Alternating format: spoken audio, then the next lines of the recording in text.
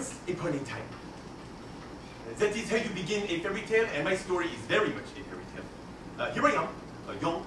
I'm 17 years old, you know. I'm in one of those uncolorful French dentist waiting room. It is lit by a little 40-watt bulb, and there are little ladies looking around sheepishly.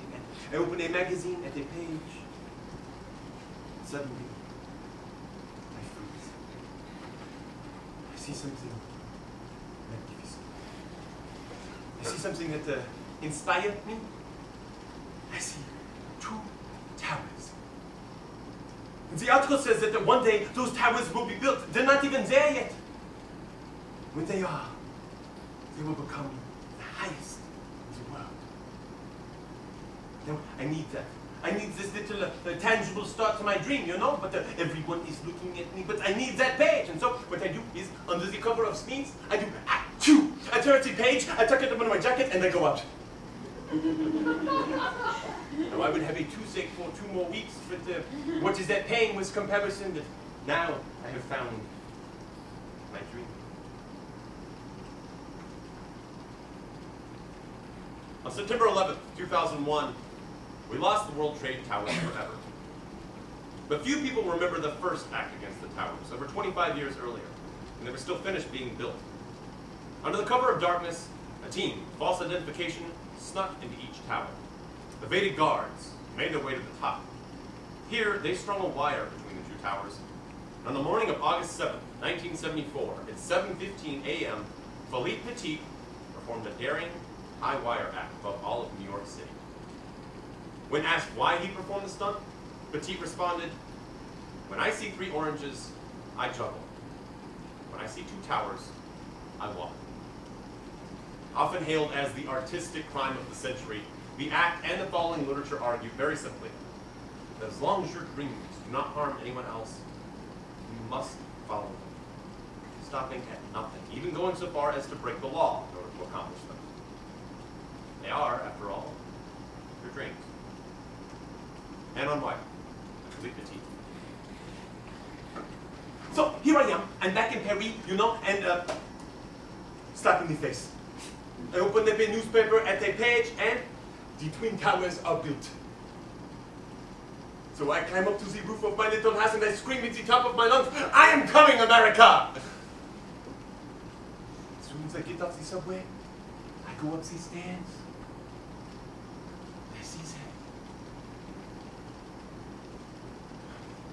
And I know there are no twins.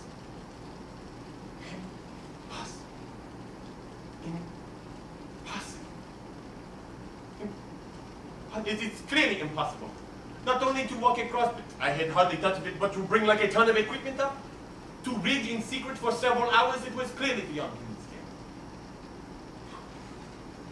It's impossible, that's for sure.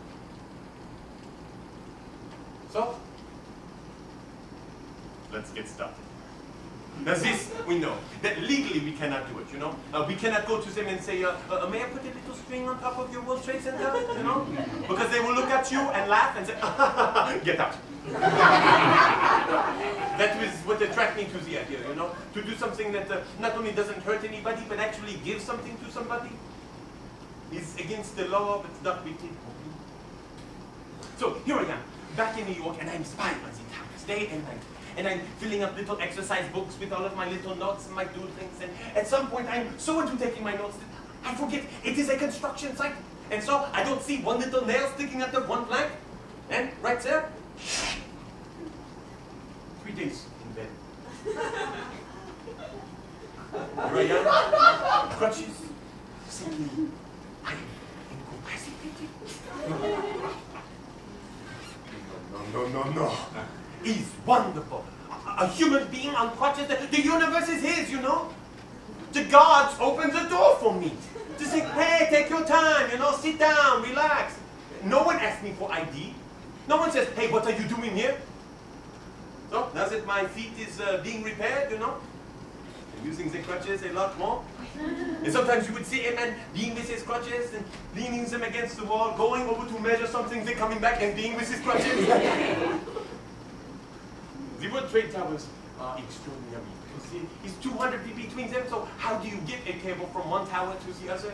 and you have to throw something with a little string attached to a bigger string, to a rope, and eventually the wire.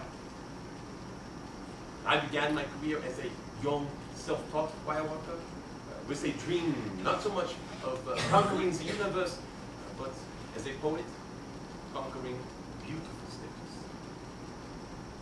The plan. The plan is for me to take all of the equipment up to the 82nd floor. This is our hiding place. We have one in each tower. And the freight elevator operator, he does not hear the foreman shout, 82nd floor, even though it is all over our delivery bill, all over the package. And so he says, what floor again? I say, right there. That's my chance.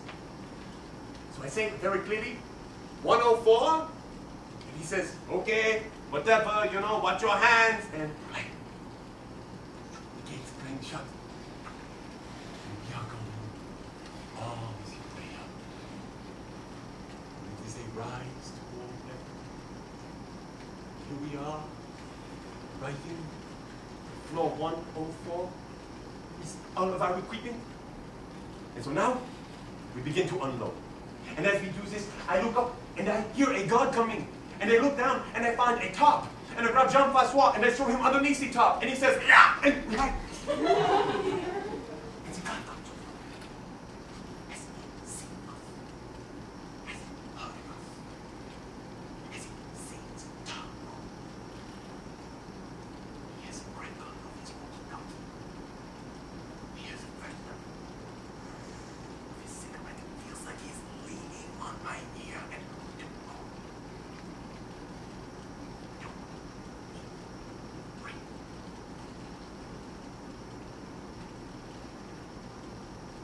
he thinks the coast is clear. Now, we move. Then we go for the most important equipment first. Because a wire walker is nothing without a wire to walk on, you know? And after we rig the cable,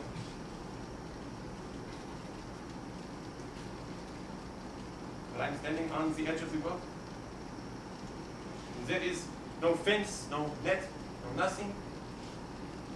This is, I don't know, probably the end of my life to step out on that wire. Death is very close. So, I shift my weight from the building onto the wire, and I do something which amazed the crowd.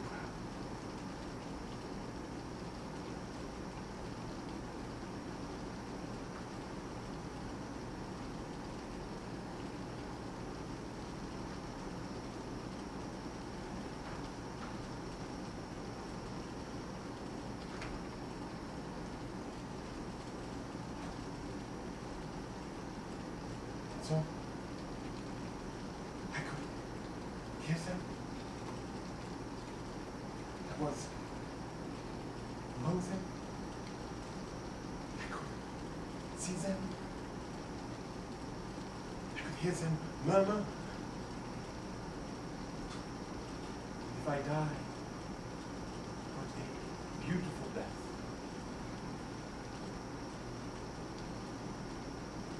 And the police? But they were really mad. They did not know how to react to a daydreaming wire walker, you know, out here dialoguing with a seagull. And later, my friends, they say to me, Philippe, you were after for 45 minutes, you know, you did a crossing. And almost immediately there was this, why? And it was in my way of viewing America, a very sort of American finger-snapping question, you know. I do something magnificent and mysterious, and I get this very practical, why? And I did not have it. There was no why. So I was taken for psychological examination. And the district attorney offers me a deal. He says, Philippe, if you agree to do a performance like juggling oranges for little children but for the cameras, then we will drop the charges. So I said, sure. To me, it's really so simple. Life should be lived on the edge. No. You have to exercise rebellion. To refuse to taper yourself to rules. To see every day, every year, every idea as a challenge.